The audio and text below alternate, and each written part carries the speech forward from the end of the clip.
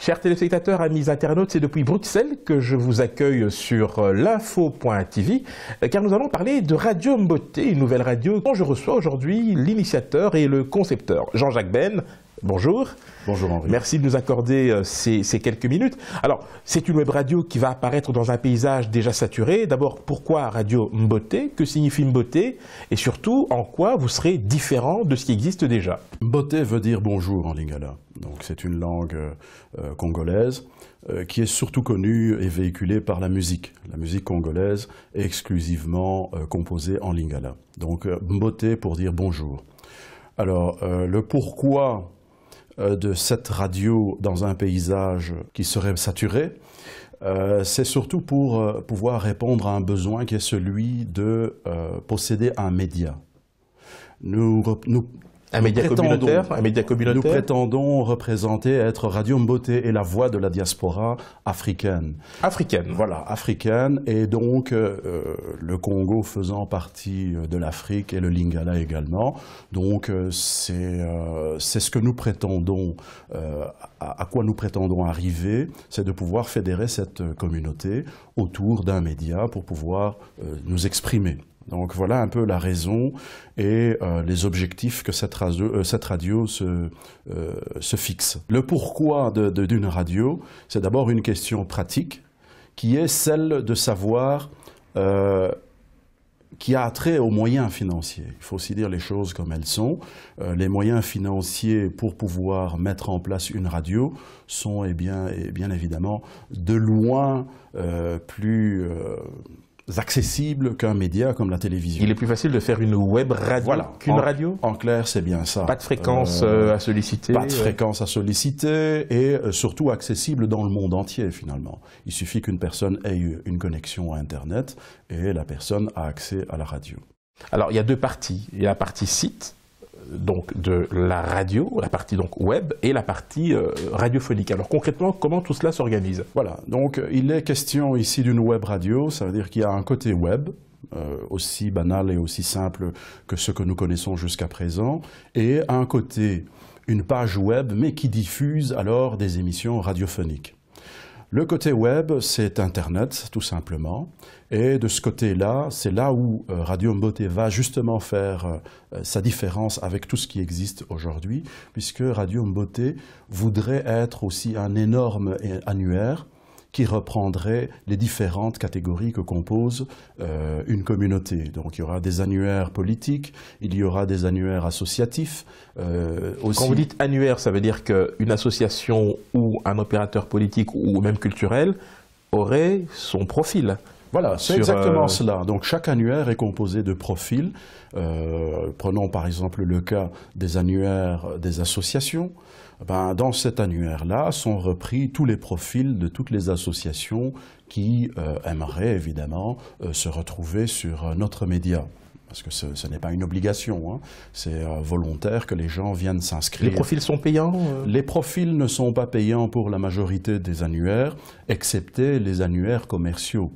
Puisque les commerciaux, c'est un but relativement, on parlera de publicitaire, ils vont faire des rentrées d'argent grâce à cette publicité-là. Il est tout à fait légitime que la radio aussi puisse en bénéficier un certain pourcentage. Est-ce que vous avez le sentiment aujourd'hui que la diaspora africaine est suffisamment représentée dans le paysage médiatique par rapport à d'autres communautés, que ce soit en Belgique, hein, où nous nous trouvons à l'heure actuelle, ou plus globalement au niveau européen, puisque j'imagine que des passerelles seront envisageables entre les associations qui opèrent à partir d'ici et celles qui pourraient trouver un intérêt à créer des synergies avec celles qui sont en Belgique, par exemple? Oui, c'est certainement là la faiblesse de la communauté africaine en général. C'est ce manque de visibilité. Donc, nous organisons énormément de choses. Il existe des personnes de qualité, des organisations qui se justifient, leur présence se justifie amplement, puisqu'il y a des manquements. Mais le malheur dans toute cette dynamique, c'est qu'il manque de la visibilité. Et c'est pour ça que nous avons pensé que le mot plateforme, donc, c'est de pouvoir à un moment donné donner de la visibilité à tous ces regroupements différents de telle sorte qu'il puisse avoir pignon sur rue également, et combler le déficit, justement, de visibilité. Alors comment comptez-vous vous organiser pour, par exemple, éviter les abus? Parce que il y aura un contenu dont j'imagine que vous vous attellerez, en tout cas que vous vous chargeriez de vérifier. Est-ce que vous aurez un comité éditorial, un comité rédactionnel? Comment comptez-vous filtrer éventuellement les dérives de toute nature, hein, qui peuvent être d'ordre racial, confessionnel, philosophique, etc. Comme tout média qui se respecte, Radio Mbote a une charte. Donc, dans cette charte sont repris évidemment d'abord ce à quoi nos aspirations, ce à quoi nous voulons aller, et dans cette charte-là est aussi repris ce qui peut être diffusé ou non. Ça, c'est une première chose. Mais il y a un mot aussi qui me vient à l'esprit, c'est bon père de famille. Dans beaucoup de contrats, nous voyons toujours qu'il faut gérer ça en bon père de famille. Donc je suis plus pour la responsabilisation de chacun d'entre nous que de chaque fois systématiquement faire la police. Je pense que les gens qui vont mettre des choses sur Radio Mbote, il y va de leur crédibilité aussi.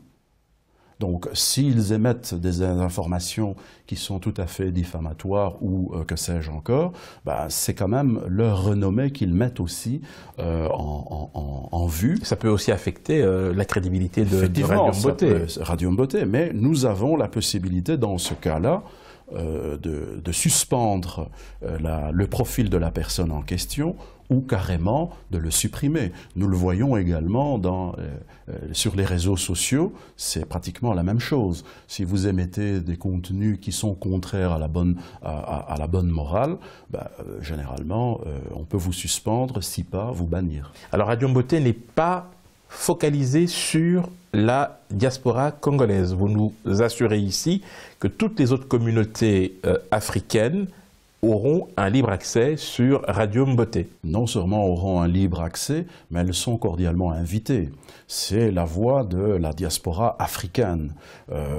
J'imagine que les Congolais font partie de cette diaspora également. Nous allons progressivement arriver à la fin de notre entretien. Il se trouve que Radio Mbote a une marraine de premier choix, puisqu'il s'agit de Miss Belgique 2012, hein, Laura Bain. Ça a été difficile de la convaincre? Je ne dirais pas que ça a été difficile, mais il fallait, pour pouvoir l'intéresser au projet, que le projet ait un sens. Je crois que c'était ça la première chose qu'il fallait mettre en avant. Et j'ai su la convaincre, puisque Radio Mbote, c'est quand même quelque chose que nous aimerions qu'il puisse vivre longtemps, et qui a toute son importance aussi. Et je pense que face à cela, Miss Belgique 2012 a été charmée.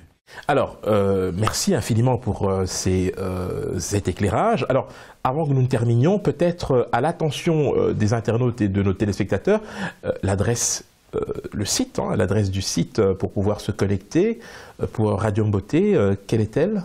Alors, l'adresse du site web, c'est www.mbote.info. Donc, je répète, www.mbote.info. Merci infiniment Jean-Jacques Bain. Je rappelle que vous êtes le concepteur de Radio Mbote, donc qui commencera à émettre dès le 30 juin. Vous l'aurez compris, chers internautes, l'offre se diversifie, s'enrichit d'un nouveau média. Eh bien, nous vous invitons tous cordialement à vous connecter ce jour-là sur Radio Mbote. Merci infiniment.